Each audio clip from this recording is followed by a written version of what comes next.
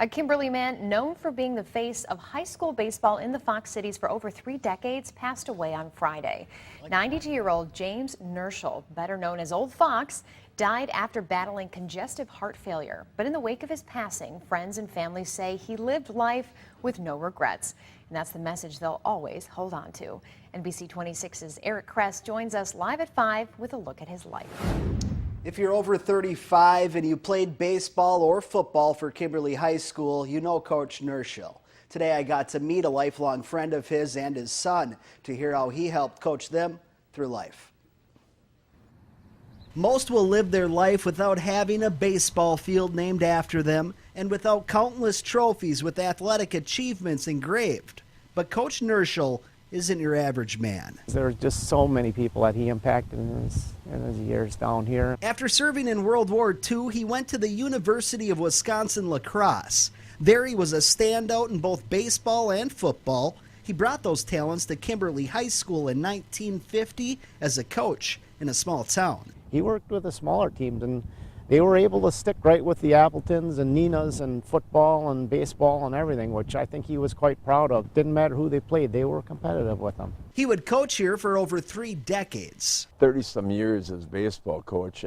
I think every kid in Kimberly knew they were going to play for him. And the imprint he left on those kids, some who turned into lifelong friends, is what really makes his career one for the record books. A good father figure for me growing up.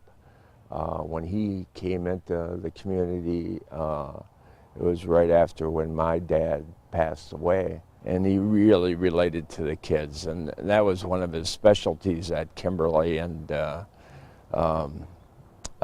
will never be reproduced. And with all the coachable moments in life, It didn't matter who they played, they were competitive with them. who better than a coach himself to share some of the insights you just don't find from any man? I think they learned respect, they learned to give their best and leave it all out on the table, and you can look at yourself in the mirror at the end of the day and say, win, lose, draw, I did the best I could. You know, he had hardships, but I think he knew that that was part of life.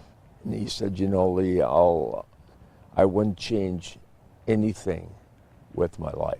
Going to show that accomplishments are hard to stack up next to life's most memorable coachable moments.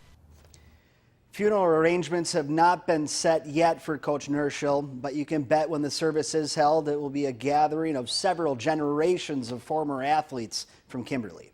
Eric Kress, NBC 26.